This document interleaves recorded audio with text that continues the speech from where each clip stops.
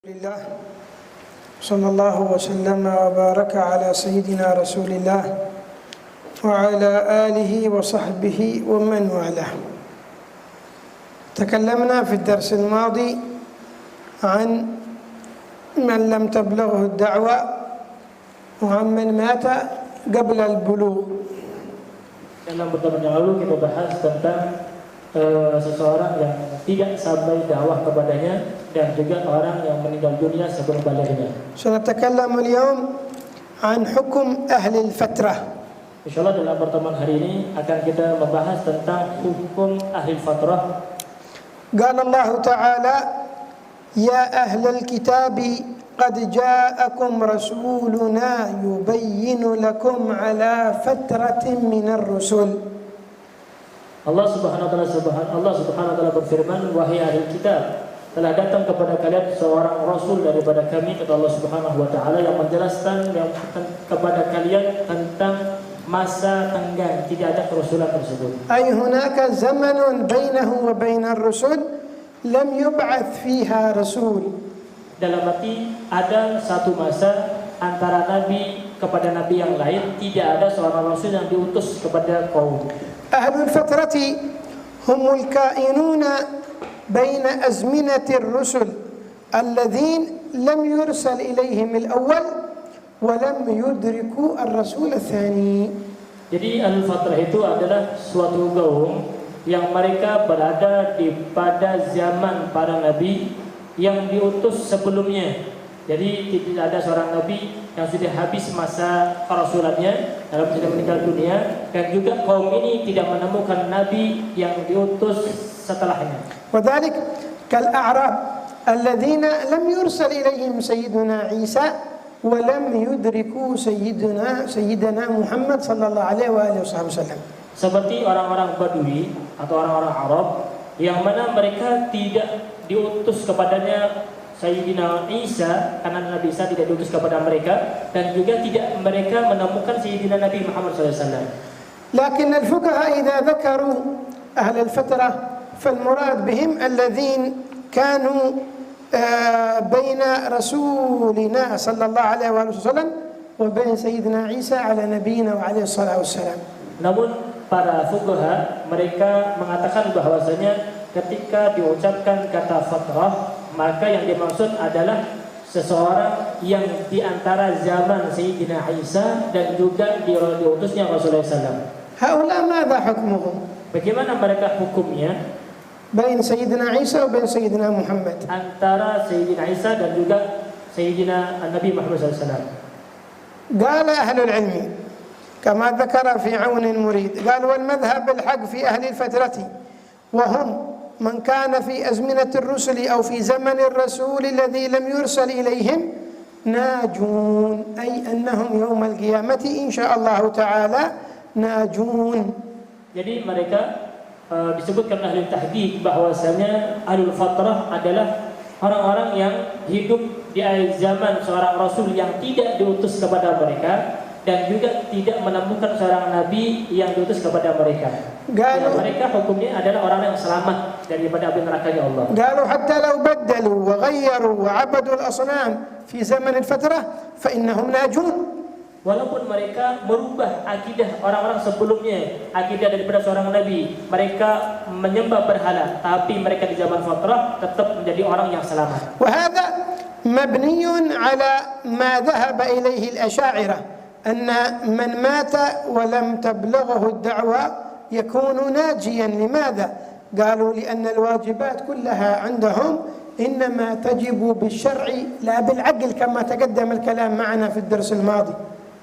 Kenapa? Karena disebutkan dalam fondasi akidah Asy'ariyah bahwasanya seseorang yang meninggal dunia dan tidak sampai dakwah kepadanya maka meninggal dalam keadaan selamat.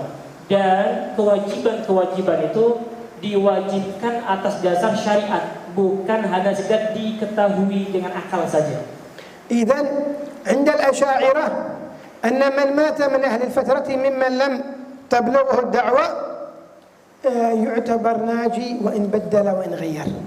Jadi dalam mazhab Al-Asy'ariyah bahwasanya seseorang yang meninggal dunia sebelum sampai dakwah kepada mereka, maka mereka menjadi orang-orang yang selamat di akhirat kelak. قال الإمام السيوطي لما دلت القواطع أي الأدلة القاطعة على أنه لا تعذيب حتى تقوم الحجة، أي أن الله لا يعذب حتى يقيم الحجة، قال الله تعالى وما كنا معذبين حتى نبعث رسولا، قال علمنا أن أهل الفترة غير معذبين.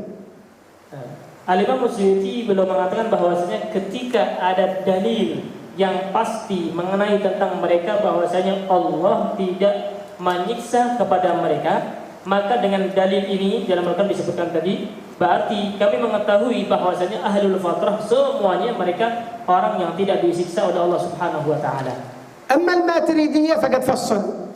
Adapun mazhab Maturidiyah akan mentafsirkan hukumnya. قالوا أنه من مات قبل مضي مدة يمكنه فيها التأمل، مدة يمكن فيها التأمل، مات قبل مضي هذه المدة. Kalau seandainya ada seseorang yang meninggal dunia, kemudian sebelum ada masa untuk menjadikan orang tersebut orang yang bisa mencerna dengan baik apa yang terjadi, هذا قالوا فيه تفصيل. maka ada tafsirnya seperti ini. إذا لم يعتقد إيمانا ولا كفرا فهذا ما عليه عقاب. Kalau seandainya dia tidak meyakini tentang keimanan dan juga tidak kufur kepada Allah, maka dia disiksa oleh Allah. أما إذا اعتقد كفرا فإنه يعذب. Apabila dia meninggal dunia dalam keadaan kufur, maka disiksa oleh Allah.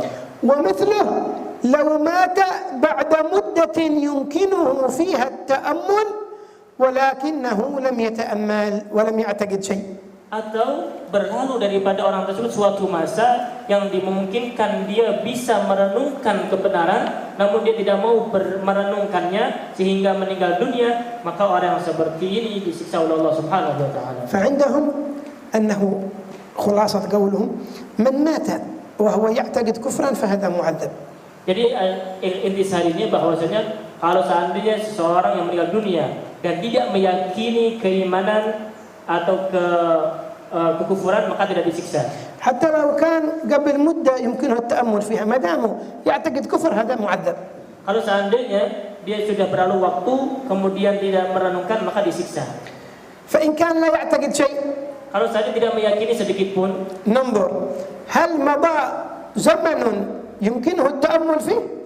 apakah berlalu daripada orang tersebut satu zaman untuk bisa merenungkan apa enggak? إن مضى زمن يمكنه التأمل فيه ولم يعتقد شيء معذب. Kalau seandainya berlalu waktu untuk bisa merenungkan namun dia tidak meyakini sesuatu apapun, disiksa oleh Allah. وإن لم يمضي زمن يمكنه التأمل فيه ولم يعتقد شيء فهو غير معذب. Kalau seandainya tidak punya waktu untuk merenungkan kebenaran, kemudian tidak meyakini sesuatu apapun keimanan dan kekufuran, maka tidak disiksa oleh Allah. هذا الخلاصة عند الماتريدية. Ini khulasah menurut mazhab Al-Maturidiyah. إذا كان يعتقد كفرا فهو معذب. Kalau meyakini kafir maka disiksa. بغض النظر عن المدة، مرت مدة ولا لم تمر مدة. Kita tidak berbicara masalah masa untuk merenungkan atau enggak ini. فإن كان لا يعتقد شيء Kalau seandainya tidak meyakini sedikit pun, إن لم تمضي مدة يمكنه فيه التأمل فهو غير معذب. kalau seandainya ada waktu yang tidak dimungkinkan untuk berta'ammul, untuk merenungkannya, maka tidak disiksa. وإن مضى زمن يمكنه فيه التأمل فهو معذب. Kalau ada waktu berlalu daripadanya untuk bisa merenungkan kebenaran, namun dia tidak meyakini dengan kebenaran tersebut, maka orang seperti disiksa oleh Allah. جماعة من الماتريدية وهم البخاريون وافقوا الأشاعرة فيما قالوا أن أهل الفترة ناجون وإن بدلوا وإن عبدوا الأصنام. Menurut di pengikut daripada Al-Maturidiyah, yaitu mereka orang-orang yang di Al-Bukhariyun, ya, mereka mengikuti pendapat daripada Al-Asy'ariyah, yaitu apabila seseorang meninggal dunia di zamanul fatrah, maka menjadi orang yang selamat meskipun mereka merubah agama atau menyembah berhala. طيب قالوا لهم ما تقولون في قول الإمام أبي حنيفة رضي الله عنه لا عذر لأحد في الجهل بخالقه. Terus bagaimana pendapat engkau tentang pengucapan daripada Abu Hanifah bahwasanya tidak ada uzur bagi siapapun di dalam kebodohan kepada Tuhannya. قالوا أن كلامه محمول على ما بعد البعثة. الإمام أبو حنيفة يقصد لا عذر لمن لم يعرف خالقه بعد البعثة وليس قبل البعثة. Ucapan beliau oleh Abu Hanifah ini adalah diperuntukkan setelah adanya diutusnya seorang nabi, bukan tidak diutusnya seorang nabi. عرفنا الآن قول الأشاعرة والماتريدية. Jadi kita mengetahui perbedaan antara Al-Asy'ariyah dan Al-Maturidiyah. الإمام النووي عليه رحمة الله والإمام الفخر الرازي عليه رحمة الله صرح كل منهما بأنه من مات من أهل الفترة وهو مشرك فهو في النار إذا كان مشرك. Al-Imam Nawawi dan Imam Fakhrul Razi menyebutkan bahwasanya setiap orang yang meninggal dunia sebelum diutus seorang nabi dalam keadaan musyrik, maka orang seperti ini di dalam neraka. وحمل بعض المالكية الأحاديث التي وردت في عذاب أهل الفترة على هذا القول، وهو أنهم إذا ماتوا على الشرك. الأحاديث اللي وردت في أن الله يعذب أهل الفترة المراد بهم من ماتوا على الشرك، لا من ماتوا على غير الشرك أو من ماتوا هم مؤمنين، لا ما يعذبون. Di dalam sebagian mazhab Malikiyah mengesahkan pendapat ini karena di dalam hadis bahwasanya Allah Subhanahu wa taala menyiksa orang-orang yang menyimpang adalah ahli fatrah. Itu disebutkan bahwasanya yang dimaksud ahli fatrah yang seperti ini adalah yang mereka tidak mau beriman kepada Allah atau menyimpang daripada agamanya dan menyembah berhala. Amma man lam yuwahhid minhum wa lam yushrik bal baqiya umru kullu fi ghaflah fahadha la yu'adzab. Kalau seandainya ada daripada mereka ahlul fatrah hidupnya bukan di dalam kemusyrikan, namun dalam kelupaan kepada Allah Subhanahu wa taala, namun tidak memusyrikan, tidak kufur, maka orang seperti ini selamat. Min bab aula man ihtada minhum ila Allah بعقله كقس ابن ساعدة وزيد بن عمرو هؤلاء اهتدوا إلى الخالق بعقولهم وهذا يدل على أنهم ناجون بلا خلاف. Apalagi kalau seandainya di zaman fatrah tersebut dia masih memiliki akal yang sehat, sehingga dengan akalnya tersebut menemukan Allah Subhanahu wa taala seperti Yazid bin Sa'idah, Zaid bin Amr. Orang yang seperti ini maka tidak ada khilaf bahwasanya orang tersebut adalah orang yang selamat. لحظة، ما هو نحن قلنا أن هذا مذهب المعتزلة يقولون أنه يمكن الاهتداء إلى الله بالعقل، يستغنون بالعقل عن الشرع. Jadi kan di dalam pertemuan lalu disebutkan bahwasanya ketika seseorang menemukan Allah Subhanahu wa taala itu kan harus dengan syariat bukan dengan akal. وأنتم يا الأشاعرة ردتم هذا القول. Dan engkau termasuk daripada Asy'ariyah kemudian mengikuti pendapat ini. والآن تقولون أن قس بن ساعدة وزيد بن عمرو اهتدوا إلى الله بعقولهم. Jadi Qais bin Sa'idah dan Zaid bin Amr termasuk daripada orang yang mendapatkan petunjuk dengan akalnya. ألا يؤيد هذا مذهب المعتزلة؟ Apakah ini bukan menguatkan pendapat daripada Al-Mu'tazilah? لا أبدا ما يؤيده. Ini pendapat tidak menguatkan pendapat Al-Mu'tazilah. لماذا؟ Kenapa? لأن الذين اهتدوا هؤلاء الاثنين وين البقية؟ Karena yang mendapatkan petunjuk dengan akalnya adalah dua orang ini saja. Adapun yang lainnya, لو كان العقل يكفي وحده كان كلهم اهتدوا إلى ذلك. Kalau seandainya akal cukup untuk menemukan Allah Subhanahu wa taala, maka semuanya akan mendapatkan hidayah juga. لكن هذا يدل على ما ذهب إليه الأشاعرة من أن العقل وحده لا يكفي، لأن عقول الناس كلهم ليست مستوية، هذا عقله يدله هذا ما يمكن عقله يدله، فلا يمكن أن نجعل عقول الناس كلهم واحدة. Nah, ini menunjukkan bahwasanya pendapat yang benar adalah pendapat Al-Asy'ariyah, bahwasanya seseorang itu tidak bisa menemukan Allah Subhanahu wa taala dengan akalnya saja. Ya, sehingga karena akal manusia berbeda-beda. Ada orang yang akalnya cerdas, ada akal yang bodoh, sehingga berbeda-beda, tidak bisa disamakan akal tersebut. قالوا أن قس بن ساعدة كان إذا سئل هل لهذا العالم إله يقول البعرة تدل على البعير، غائط البعير، البعرة هذا الذي يخرج من البعير، يقول تدل على البعير. عندما يرى الإنسان هذا الشيء يدل على وجود البعير. والأثر أثر الأقدام يدل على المسير، معنى أنه هذا العالم يدل على وجود إله. Ketika Qais bin Sa'idah ini ditanya ya, tentang Tuhan, apakah di alam semesta ini ada Tuhan? Maka Qais bin Sa'idah ini dengan akalnya mencerna bahwasanya mengatakan kalau kotoran saja itu menunjukkan adanya suatu hewan. Kalau ente melihat ada kotoran unta, berarti di situ ada untanya. Kalau ente melihat ada bekas jalan, maka berarti di situ ada orang yang lewat di situ. Ini dengan akalnya bisa mencerna hal tersebut. وأما زيد بن عمرو فكان يسجد ويقول إلهي إله إبراهيم وديني دين إبراهيم.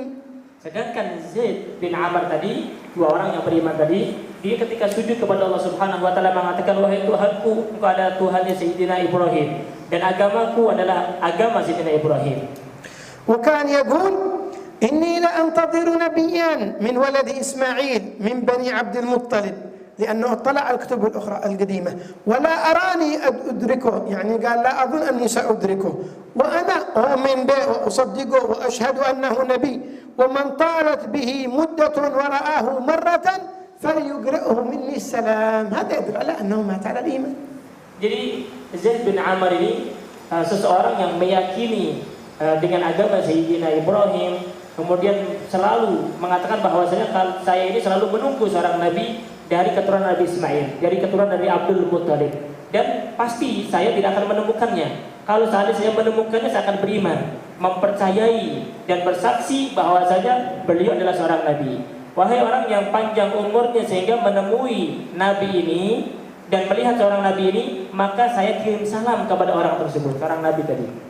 Nah, قال البغدادي أن من لم تبلغه دعوة الإسلام قال ننظر فيه إن كان يعتقد الحق في العدل والتوحيد لكنه يجهل شرائع الأحكام ويجهل الرسل، قال هذا حكم المسلمين ما دام يعتقد أن الله موجود، حكم المسلمين ومعذور فيما يجهل لأنه لم تقم عليه حجة.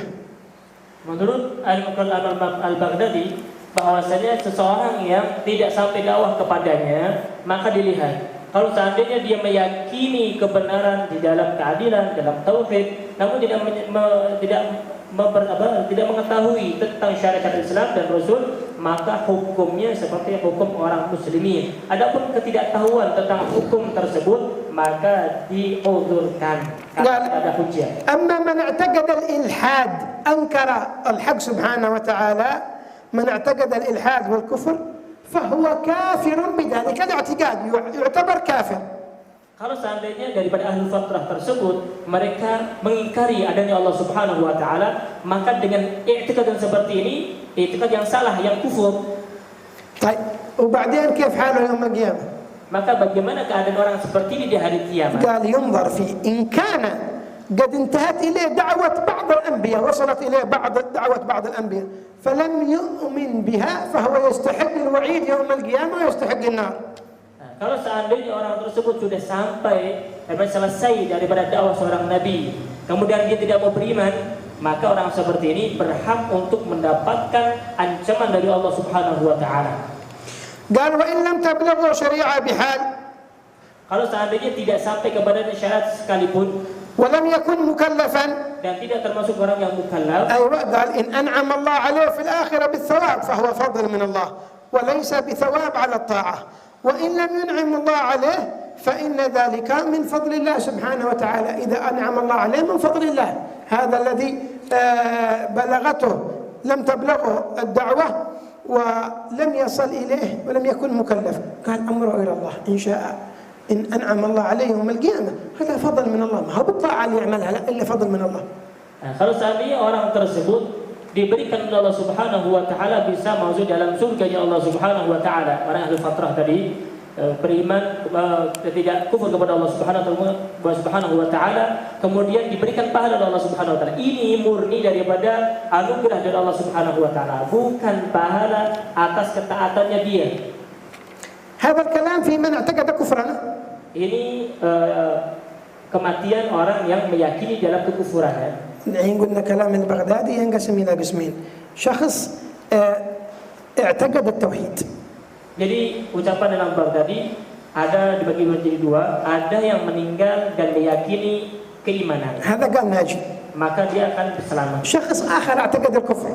Ada yang lain meyakini kekufuran, هذا في تفصيل. maka ditafsir. إن كان بلغته دعوة أحد من الأنبياء فهو في النار معذب.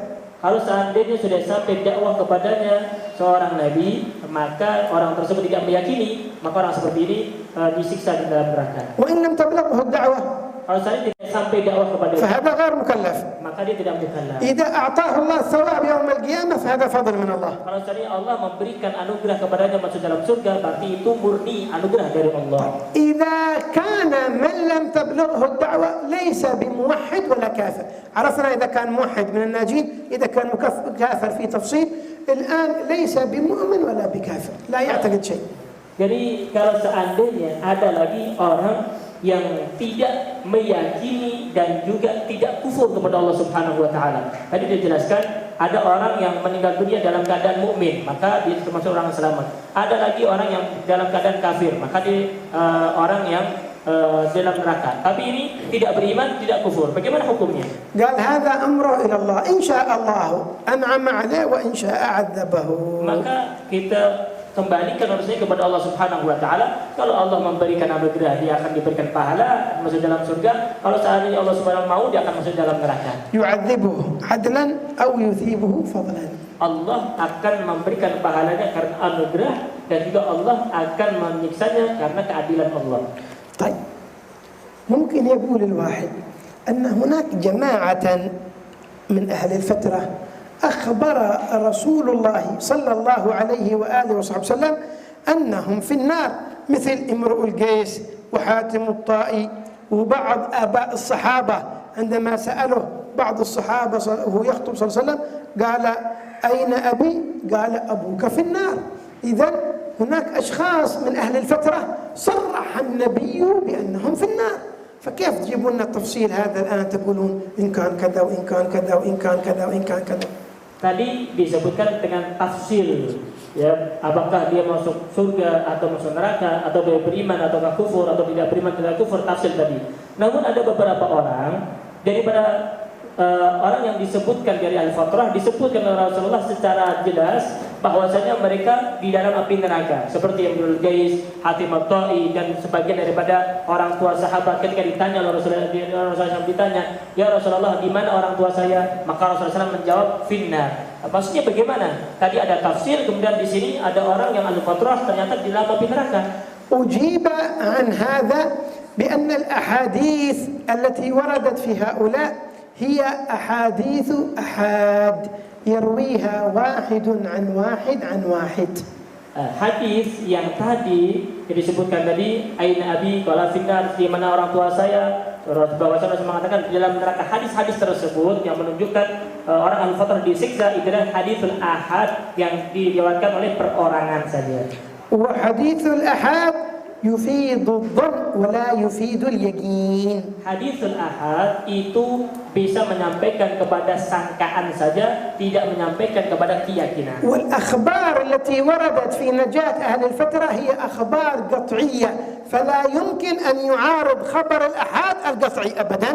Adapun hadis yang ada dalil yang menunjukkan bahwasanya Ahlul Fatrah mereka orang yang selamat, itu dalil qat'i. Hadis ahad tidak bisa mengguncang kesahihan daripada hadis qat'i tersebut, dalil qat'i tersebut. ما هو الدليل القطعي؟ Apa itu dalil qat'inya? القرآن.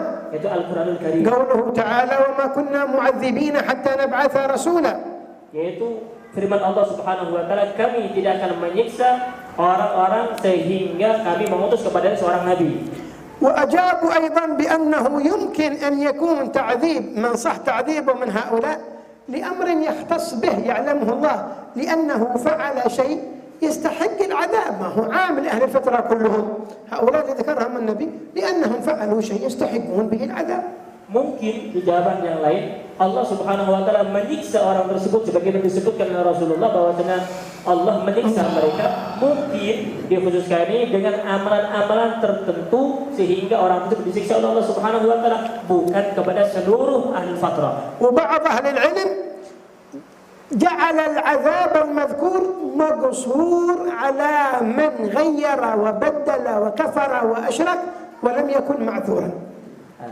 Sebagian daripada ulama mengatakan bahwasanya orang-orang Ahlul Fatrah itu disiksa oleh Allah Subhanahu wa taala karena sudah merusak daripada agama, kemudian merubah daripada syariat itu, dan dia melakukan sesuatu yang kesesatan yang tidak ada udzur sama sekali. طيب الآن كثر الكلام في أصحاب الفترة. Banyak daripada pembicaraan tentang Ahlul Fatrah. أقوال. Banyak pendapat dan pendapat juga. ما الخلاصة؟ Khulasanya bagaimana? الخلاصة أن أهل الفترة ينقسمون إلى 3 أقسام. Jadi intinya bahwasanya Ahlul Fatrah dibagi menjadi 3 bagian. القسم الأول من أدرك التوحيد ببصيرته. Yaitu bagian yang pertama adalah seseorang yang menemukan tauhid, menemukan keesaan Allah dengan mata batinnya. وهؤلاء ناجون. Mereka adalah orang yang selamat. هؤلاء ينقسمون إلى قسمين. Mereka dibagi menjadi 2 bagian. منهم من لم يدخل في شريعة أبدا. Ada orang yang tidak masuk di dalam syariat sama sekali. أدركوا التوحيد لكن لم يدخلوا في شريعة. Mereka menemukan tauhid namun tidak masuk di dalam syariat. مثل قس ابن ساعدة وزيد بن عمر كما تقدم ما دخلوا في شريعة النبي صلى الله عليه وسلم. Mereka seperti Qais bin Sa'idah, Zaid bin Amr, itu semuanya tidak masuk di dalam syariat. ومنهم من دخل في شريعة حق قائمة مثل تبع هذا. Ada juga dari bagian mereka yang ikut masuk di dalam syariat seperti Tuba. هذا من اليمن، من حكام اليمن. Ini termasuk daripada raja di Yaman. هؤلاء ناجون كلهم الذين أدركوا التوحيد ببصيرتهم. Mereka semuanya adalah orang yang selamat, orang-orang yang mendapatkan tauhid dengan mata batinnya. القسم الثاني Bagian yang kedua, هو من بدل وغير وأشرك. mereka adalah orang yang mengganti, merubah dan musyrik kepada Allah. وجعل لنفسه أحكاما حلل لنفسه ما أراد وحرم على نفسه ما أراد. Dan orang tersebut menjadikan hukum untuk dirinya sendiri. Jadi sesukanya, yang mau dihalalkan dia halalkan, yang mau diharamkan dia haramkan. وهم كثير. Dan itu mereka banyak. مثل من؟ Seperti siapa? عمرو بن لحي. Amr bin Luhai. هذا الذي أول من أدخل الأصنام إلى جزيرة العرب. بالدروس الماضية أحد منكم سألنا ونسيت اسمه، عمرو بن لحي هذا أول من أدخل الأصنام إلى جزيرة العرب. Ya, orang yang pertama kali memasukkan berhala di Jaziratul Arab adalah Amr bin Luhai. Mungkin dalam pertemuan yang lalu tuh ada pertanyaan siapa orang yang memasukkan pertama kali berhala? Ya, ini jawabannya yaitu Amr bin Luhai. كانوا على دين من سبق من الأنبياء. Dia ini pertamanya mengikuti agama Nabi yang sebelumnya. لكنه أتى من بعض البلدان وكان رآهم يعبدون الأصنام فجلب الأصنام معه وجعلها في مكة وخلاهم يعبدون الأصنام. Sehingga orang ini melakukan suatu perjalanan melewati suatu daerah yang mereka penduduknya menyembah berhala, kemudian dia ikut-ikutan sehingga membawa berhala dari tempat tersebut ke kota Mekah sehingga disembah oleh orang-orang Mekah. وشرع لهم أحكام من عنده. Dan mentasyri'kan hukum menurut pandangan dia. قال فبحر البحيرة وسيب السائبة ووصل الوصيلة. هذا كله أتى به عمرو بن لحي. إيه معنى بحر البحيرة؟ Apa itu maksudnya Baharul Bahirah itu? الله يقول في الآية ما جعل الله من بحيرة ولا سائبة ولا وصيلة. Allah Subhanahu wa taala menyebutkan bahwasanya di dalam Al-Qur'an menyebut bahirah, saibah dan juga wala wasilah. الله ما أمرهم بذلك. Maksudnya Allah Subhanahu wa taala tidak memerintahkan untuk hal tersebut. هم اتخذوا هذه الأحكام من عندهم. Itu adalah orang-orang yang mengambil hukum dari dirinya sendiri. جابها لهم عمرو بن لحي.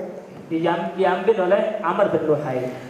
أما البحيرة فهي عندهم إذا ولدت الناقة 10 أبطن يعني 10 مرات تلد يقومون بشق أذنها ويتركونها ترعى حيث شاءت ولا ينتفعون بها ولا يركبون عليها ولا يذبحونها. Apa itu al-bahirah itu? Al-bahirah itu kalau seandainya dia punya unta, kemudian sudah melahirkan 10 kali.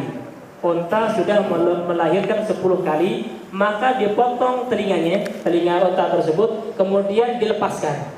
Ya, di padang Sahara, di padang pasir, maksudnya tidak dikembala lagi. Itu namanya bahirah. والسائبة أن يقول الرجل إذا رجعت من سفري أو برئت من مرضي فناقتي سائبة، فإذا شفي من مرضه أو عاد من سفره سيب الناقة، بمعنى تركها ترعى حيث شاءت، ما تمنع من شجر ولا تحلب ولا تذبح ولا تركب، خلاص اتركها سائبة حيث ما أرادت. Adapun saibah adalah kalau seandainya ada orang mereka mengatakan kalau saya pulang dari perjalanan saya atau saya sembuh daripada penyakit saya, maka unta saya ini merdeka. Maksudnya begitu. Maksudnya dilepaskan begitu saja, tidak dikembali lagi, tidak diambil susunya lagi, ya, pokoknya merdeka unta tersebut. Wal wasilah idza waladat an-naqatu dzakaran wa untha ma'a ba'd قالوا وصلت الناقة أخاها فيتركونها ولا يذبحونها. Adapun al-wasilah adalah kalau seandainya orang memiliki onta, kemudian onta tersebut melahirkan dua onta, ada jantan, ada betina, maka onta yang seperti ini udah ditinggalkan, ya, ditinggalkan, tidak diapa-apakan lagi oleh pemiliknya. Kullu dzalik ma anzalallahu bihi min sultan. Ini semuanya Allah Subhanahu wa taala tidak mengatur dengan hukum ini. ومنهم من عبد الجن والملائكة. Ada sebagian mereka yang menyembah jin dan malaikat. هؤلاء في النار. Oh, mereka masuk dalam neraka Allah. القسم الثالث من أقسام أهل الفترة. Adapun yang bagian ketiga dari ahli fatrah adalah من لم يشرك ولم يوحد ولم يدخل في شريعة أبدا ولا ابتكر شيء، جاب شيء شريعة من راسه بل بقي على حالته من الغفلة. Yaitu orang yang tidak musyrik, juga tidak beriman kepada Allah, tidak masuk di dalam syarat seorang nabi, dan juga tidak melakukan sesuatu hal yang menyimpang daripada syariat nabi terdahulu, tapi dia lupa kepada Allah Subhanahu wa taala. فإن الأحاديث التي وردت في عذاب أهل الفترة محمولة على القسم الثاني الذين غيروا وبدلوا، أما القسم الثالث هؤلاء فهم أيضا ناجون. Hadis-hadis yang tadi yang disebutkan bahwa ada siksa dan sebagainya itu diperuntukkan dalam bagian yang kedua tadi, yang dia merusak, dia merubah, dia musyrik kepada Allah Subhanahu wa taala. Adapun yang ketiga ini adalah orang yang selamat dari siksanya Allah Subhanahu wa taala. إذا علم ذلك, kalau sudah kita mengetahui hal ini, يجب أن تعلم, maka wajib kita mengetahui أننا ندين الله بأن آبائه صلى الله عليه وعلى آله وصحبه وسلم كلهم إلى أبينا آدم ناجون. Harus kita yakini di dalam hati kita bahwasanya seluruh orang tua Rasulullah, mulai dari Sayyidina Abdullah sampai Sayyidina Adam, mereka adalah orang-orang yang selamat dari siksanya Allah. أولا أبويه من أهل الفترة. Pertama, kedua orang tuanya Rasulullah itu termasuk ahli fatrah. Walam yathbut anna aba'ahu ghayyaru aw baddalu. Dan tidak ada satupun dalil yang menyebutkan bahwasanya orang tuanya Rasulullah adalah orang yang merubah atau mengganti agama. Idzan hum najun. Berarti termasuk orang yang selamat. Amma baqiyat aba'ahu wa ummahatiu sallallahu alaihi wasallam fa innahu mahkumun bi imanihim lam yadkhulhum kufrun wala aibun wala syai'un mimma kana alaihi ahlul jahiliyyah. Adapun orang tuanya Rasulullah yang lain dari Sayyidina Abdul Muttalib ke atas, itu mereka dihukumi dengan keimanan mereka kepada Allah Subhanahu wa taala sampai kepada Nabi Adam alaihissalam. Mereka semuanya beriman kepada Allah Subhanahu wa taala, tidak masuk kepada kekufuran. Min aba'ahum min ummahatihim kadzalik. Baik daripada orang tua yang ayah atau dari ibunya nabi beliau. Wa dalil qauluhu ta'ala wa taqallubaka fis sajidin. Dalil itu semuanya bahwasanya Allah mengatakan engkau berpindah-pindah di dalam orang-orang yang sujud kepada Allah. Wasafahumullah bisajidin. Allah menyebutkan dengan sajidin. Idzan hum mu'minin. Berarti mereka adalah orang-orang yang beriman. Ay tatagallab fi aslab as-sajidin ila arham as-sajidat. Berarti Rasulullah SAW itu berpindah daripada sulbinya orang-orang yang sujud kepada Allah kepada seorang perempuan yang sujud kepada Allah. Lianna lafdh as-sajidin yutlaqu 'ala ar-rijali wa 'ala an-nisa' adz-dzakar wal untha. Karena kata sajidin ini diperuntukkan untuk laki-laki maupun perempuan. Wa yaqul sallallahu alaihi wa ala alihi wasallam lam azal ungal من الأصلاب الطاهرات إلى الأرحام الزاكيات. Bahwasanya Rasulullah beliau bersabda, saya ini adalah orang yang selalu dipindahkan daripada sulbi orang-orang yang soleh, orang yang suci kepada rahim yang suci juga. شوف قال أصلاب طاهرة Rasulullah mengatakan aslab at-tahirah, sulbi yang suci وأرحام زاكية. dan rahim yang suci. الكافر لا يسمى طاهر ولا زاكي. Adapun orang kafir tidak dikatakan tahir wala suci. الكافر نجس. Orang kafir najis. نجاسة معنوية يعني. Najis ma'nawiyah maksudnya. لأن الله سبحانه وتعالى يقول إنما المشركون نجس. Allah menyebutkan bahwasanya orang-orang musyrik adalah najis. رسول الله أطهر الخلق صلى الله عليه وسلم. Rasulullah SAW adalah orang yang paling suci. فهل يمكن أن تخرج الطهارة من النجاسة؟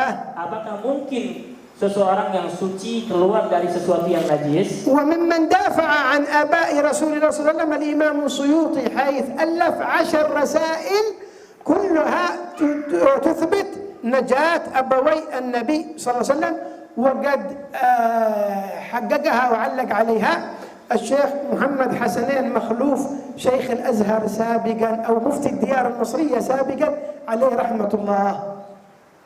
Termasuk orang yang menguatkan pendapat daripada bahwasanya orang tuanya Rasulullah adalah orang yang selamat. Itu ada risalah yang ditulis oleh Al-Imam Suyuti. Beliau menulis kurang lebih 10 risalah, ya, tulisan untuk menguatkan bahwasanya orang tuanya Rasul adalah orang yang selamat. Kalau seandainya menginginkan maka silakan di situ, dan di situ ditahqiqkan lagi oleh Imam Muhammad Hussein Makhluf.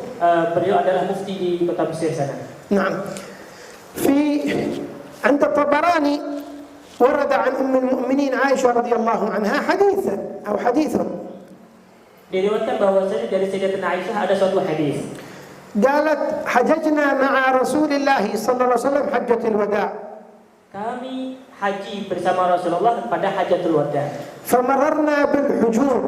Maka kami melewati tempat namanya Hujur. أمه عليه الصلاة والسلام آمنة قيل دفنت في الحجون وقيل في الأبواء.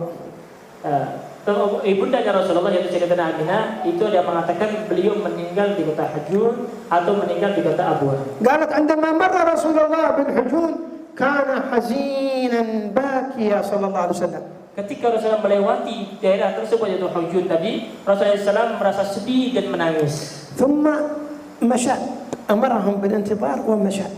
Kemudian Rasulullah SAW melewati daerah tersebut. غاب فترة ثم عاد. Kemudian balik lagi. هذا وهو مبتسم فرح. Kemudian Rasulullah SAW dalam keadaan senyum dan gembira. قالت السيدة عائشة ما الذي حصل يا رسول الله؟ Maka Sayyidatina Aisyah bertanya kepada Rasulullah, apa yang telah terjadi ya Rasulullah? قال زرت قبر أمي. Saya ziarah ke kuburan ibunda saya. فطلبت من الله أن يحييها لي. Saya meminta kepada Allah agar ibunda saya dihidupkan karena untuk aku. فأحياها. Maka Allah menghidupkan ibunda saya وآمنت بي. dan beriman kepadaku. فرجعه فرحان. Maka saya bergembira dengan hal tersebut. ربما يأتي بعض الجهلة يقول قوله فآمنت بي معنى أنها ما كانت مؤمنة به. Mungkin ada orang yang bodoh mengatakan bahwasanya berarti kata Sayyidatina Aminah, kata Rasulullah, kemudian dia beriman kepadaku, berarti dia dalam keadaan meninggal bukan beriman dong. هذا كلام جهل. Berarti ini ucapan yang bodoh. لو سلمنا جدلا أنها لم تكن آمنت به. Kalau seandainya Sayyidatina Aminah tidak beriman kepada Rasulullah, والآن آمنت به. kemudian beriman kepada Rasulullah. إيش المشكلة عندك؟ Apa muskilah bagi orang tersebut? اسكت. Diam. أغلق فمك. Jangan berbicara. أمسك لسانك الوسخة.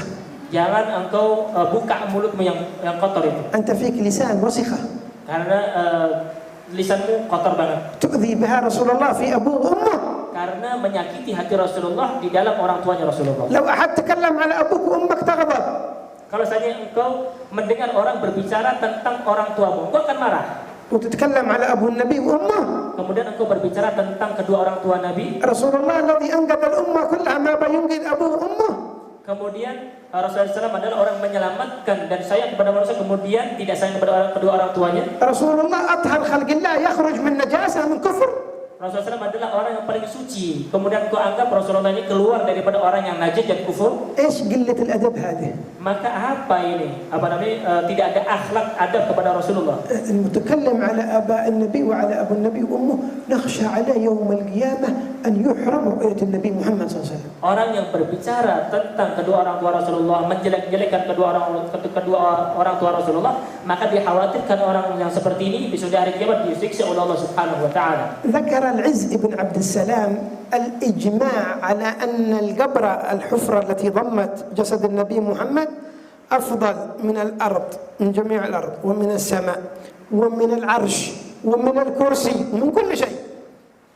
Imam Al-Izz bin Abdul Salam beliau mengatakan bahwasanya ijma' para ulama bahwasanya tanah yang menghimpit badan Rasulullah, jasadnya Rasulullah itu lebih mulia daripada seluruh bumi ini, seluruh langit, lebih afdal daripada kursi, daripada arsy Allah Subhanahu wa taala. عجيب إذا كان الأرض اللي ضمته أفضل من كل شيء، البطن التي نشأ فيها وأكل منها وتربى فيها ما تكون طاهرة؟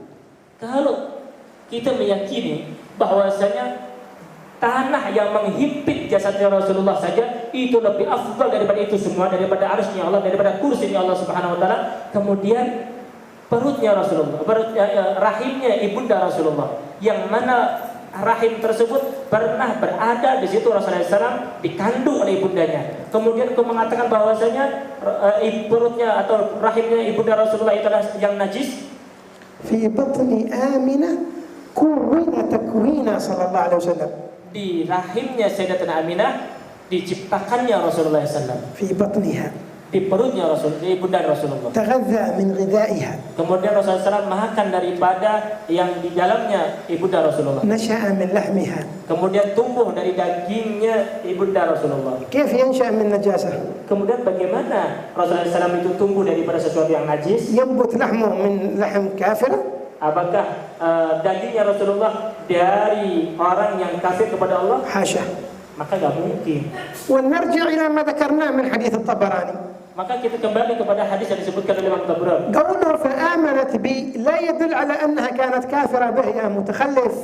Artinya fa'amanat bi, maksudnya ibunda Rasulullah iman kepada Rasulullah bukan berarti sebelumnya adalah orang yang kufur kepada Allah Subhanahu لأن wa taala. أمه آمنة عليها السلام توفيت قبل أن يبعث. Karena apa? Karena ibunda Rasulullah termasuk daripada orang yang selamat karena meninggal dunia sebelum Rasulullah diutus sebagai seorang nabi. توفيت وعمره 6 سنوات. Rasulullah ibunda Rasulullah meninggal dunia ketika Rasulullah umur 6 tahun. كيف يقول القائل توفيت وهي كافرة بالنبي؟ كيف كافرة بالنبي؟ عاد ما بعث عاد ما حد نبي، مالك أنت مجنون؟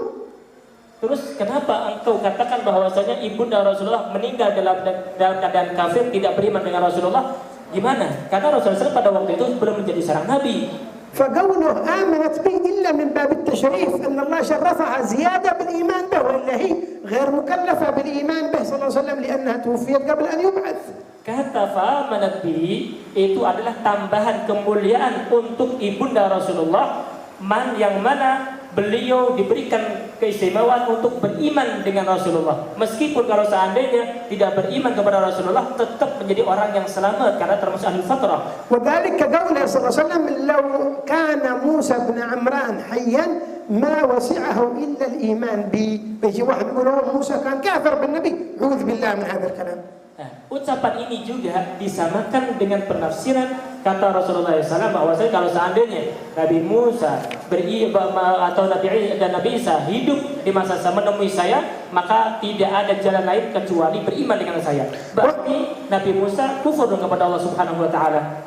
ومع هذا فقد ثبت أن أمه وأباه عليهم رضوان الله كان على دين إبراهيم على نبينا وعليه الصلاة والسلام. Dan di atas itu semua bahwasanya ibunda Rasulullah dan orang tua Rasulullah semuanya mereka adalah orang yang mengikuti ajaran Sayyidina Ibrahim alaihissalam. طيب ممكن يقول الواحد أنه ورد في الفقه الأكبر للإمام أبي حنيفة أنه قال أن أبواء النبي قد ماتا على الكفر. Nah, mungkin orang mengatakan bahwasanya disebutkan di dalam Fiqhul Akbar dari Imam Abu Hanifah bahwasanya kedua orang tua Rasulullah SAW meninggal dalam keadaan kufur. فنقول أن هذا كذب لم يقله الإمام أبو حنيفة وهو مدسوس عليه في كتابه. Ucapan ini adalah ucapan yang tidak benar, ya, tidak benar kalau dinisbatkan kepada Imam Abu Hanifah, karena ucapan ini itu ditambahkan orang yang tidak bertanggung jawab di dalam kitabnya Sayyidina Imam Abu Hanifah. حاشاه أن يقول ذلك الإمام أبو حنيفة. Gak mungkinlah Imam Abu Hanifah mengatakan hal tersebut. كما ذكر ذلك في حاشية الأمير وفي عون المريد وفي شرح البيجوري على جوهرة التوحيد. Ini semuanya disebutkan di dalam kitab Hasyiatul Amir, Alul Murid dan Al-Imam Al-Juri di dalam syarah Jawharut Tauhid. رزقنا الله الأدب مع نبينا محمد. Semoga Allah memberikan kepada kita adab kepada Rasulullah ومع آبائه. dan kepada kedua orang tua Rasulullah dan orang tua. وجمعنا الله به وبأبيه وأمه وآل بيته وجميع ذريته يوم القيامة على حوضه آمين يا رب العالمين. Semoga Allah Subhanahu wa taala mengumpulkan kita sekalian bersama Rasulullah, kedua orang tua Rasulullah dan kakek moyang Rasulullah di telaga Rasulullah SAW sehingga masuk dalam surga ya Allah Subhanahu wa taala. Allahu a'lam. Wallahu a'lam bishawab. تفضل. Mungkin ada pertanyaan, silakan. Yang mau tanya silakan. Ada? Tadi kan dikisahkan bahwasanya Rasulullah itu pertama sedih, terus senang dengan diutusannya ibunya. Itu sedihnya itu sebab apa? Rasulullah SAW yahzan thumma yafrah. ايش الذي يحزن النبي؟ عندما تمر على قبر أبيك أو أمك تكون فرحان ولا حزين؟ Tadi disebutkan ada pertanyaan bahwasanya tadi disebutkan oleh Ali bahwasanya ketika Rasulullah melewati kuburan ibunda Rasulullah SAW sedih, kemudian gembira. Kemudian kenapa Rasulullah tadi sedih? Dijawab bahwasanya ketika kita melewati kuburan orang tua kita, kira-kira sedih atau bahagia? وكذلك رسول الله كان يريد أن يرى أمه وأن يعرف حال أمه. Begitu juga Rasulullah SAW ingin melihat keadaan ibunda beliau. فعلم حالها ففرح. Maka Rasulullah SAW mengetahui hal tersebut sehingga gembira. تفضل. Al-jin في الجنة أو في النار؟ الجن مخلوقات مثلهم مثل البشر وهم مكلفين، من آمن منهم فهو في الجنة ومن كفر منهم فهو في النار. وقد ورد في الخبر أن رسول الله كان يغيب عن المدينة أوقات، قال كنتم عند إخوان لكم من الجن وعلمهم، فهم مكلفين مثلهم مثل البشر ما في فرق. Al-jin hukumnya seperti manusia. Mereka semuanya al-mukallafun, yang beriman kepada Allah masuk dalam surga, yang tidak mau beriman maka masuk dalam neraka. Sehingga dalam satu kisah itu beberapa hari Rasulullah SAW tidak ada di kota Madinah. Kemudian kelihatan lagi. Ditanya oleh para sahabat, "Mana kepada Rasulullah?"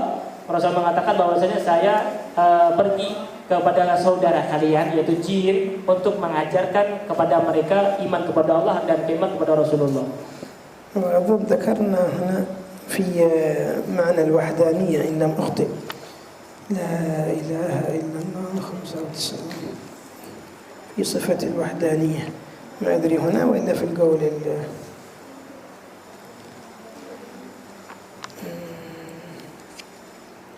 وحده.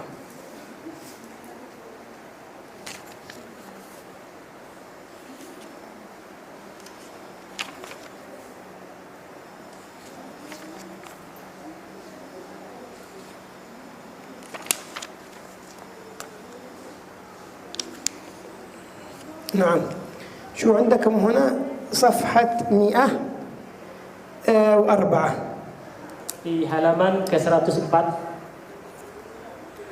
قال فائدة لم يكفر بالوحدانية إلا بعض الإنس فقط، أما الجن فلا يعتقدون الشرك بالله سبحانه، وليس معنى ذلك أنه لا يوجد فيهم كافر، فذلك مخالف للنصوص، وإنما الكفر فيهم بغير الشرك كما ذكر ذلك في هداية المريد وشرح الصاوي على جوهرة التوحيد. يعني أن الجن يوجد فيهم كفر لكن بغير الشرك، لا يعبدون مع الله إله آخر، قد يكفرون بس بشيء آخر، لكن لا يقعون أبدا في الشرك، يعبدون مع الله إله آخر لكن قد يكفرون بشيء آخر. Jadi disebutkan dalam kitab ini juga halaman 104 ada situ faidatun ya, tidak kufur kepada Allah Subhanahu wa taala kecuali manusia.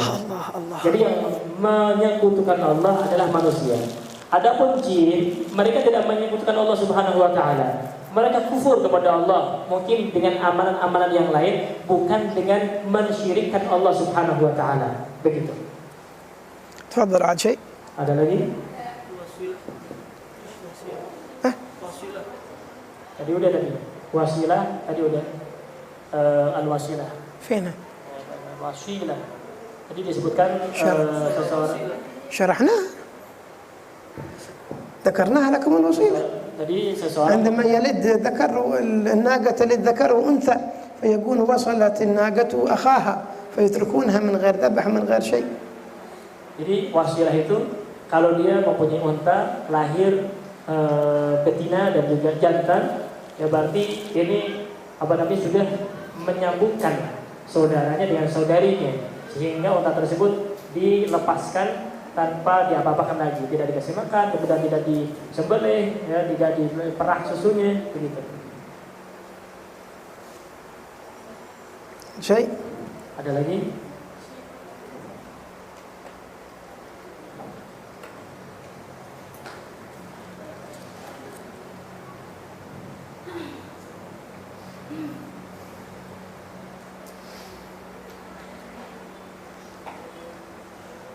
إذا وصلت الدعوة للعجوز أو للشيخ يعني في كبر السن بلغوا الدعوة ثم لم يعمل به آمن به لكن لم يؤمن ومات يعني بلغوا الدعوة ولكن عدو ما يؤمن وهو مات لأنه في كبر سنه. وضح لي هذيك كيف بلغته الدعوة ولم يعمل، يعني قصدك وصلت إليه مباشرة مات أو كيف؟ Ini maksudnya bagaimana? Apakah sampai kedapatan dakwah langsung mati atau bagaimana? Ya. غير واضح السؤال، كيف وصلت إليه الدعوة ولم يعمل بها ومات؟ كيف لم يعمل بها؟ وصلت إليه الدعوة، عرف أن هناك إله، وبعدين تو مباشرة مات، عاد من لا يكلمونه أو إيش قصدكم هكذا؟ Maksudnya bagaimana? Apakah yang dimaksud ini ada seseorang sampai dakwah kepadanya, setelah sampai dakwah langsung mati atau bagaimana? Ya. هكذا المقصود؟ Apakah maksud seperti itu? خلاص هذا معذور، عاد من لا يكلمونه هناك أنبياء وفي إله اسمه الله هو الذي خلق الكون، وهم يتكلمون مع الشيبة مسكين مات خلاص، عاد ما بلغت إليه الدعوة. بعكس لو كلموه ثم جلس عاد يفكر قال لهم بكرة برجع لكم خبر من ثم مات، هذا يعتبر بلغته الدعوة فلم يؤمن بها. لكن هذا كأنها ما بلغته، عاد هم اللي يبلغونه إياها فمات ما بلغته. Jadi intinya kalau seandainya sampai dakwah kepadanya, kemudian ada masa waktu untuk beriman kepada Allah, kemudian tidak beriman, maka dia tidak selamat. Tapi kalau seandainya sampai dakwah ternyata langsung mati, ya, belum bisa mengamalkan, tidak punya waktu untuk mengamalkan hal tersebut, ya, sampai saking senangnya mungkin sampai dakwah langsung mati, maka orang seperti ini termasuk orang yang tidak sampai dakwah kepadanya karena memang tidak bisa mengamalkan apa yang sampai kepadanya, begitu. Faham? Paham kan? Ya, ada waktu apa enggak begitu. Silakan. Ada lagi? Ada lagi? Tidak ada. يا أخي الفاتحة الله يجعلنا وإياكم من أهل التوحيد الخالص ويرزقنا كمال الأدب مع رسول الله ومع آبائه ومع أمهاته ومع زوجاته ومع أصحابه ومع أهل بيته ومع كل أهل لا إله إلا الله، ويرزقنا كمال التوحيد ويجعلنا من أهل المحبة الظاهرة والباطنة على هذه النية وكل نية صالحة جامعة شاملة خير الدنيا الآخرة معلم الله نيات صالحة بسر الفاتحة إلى حضرة النبي محمد صلى الله عليه وسلم.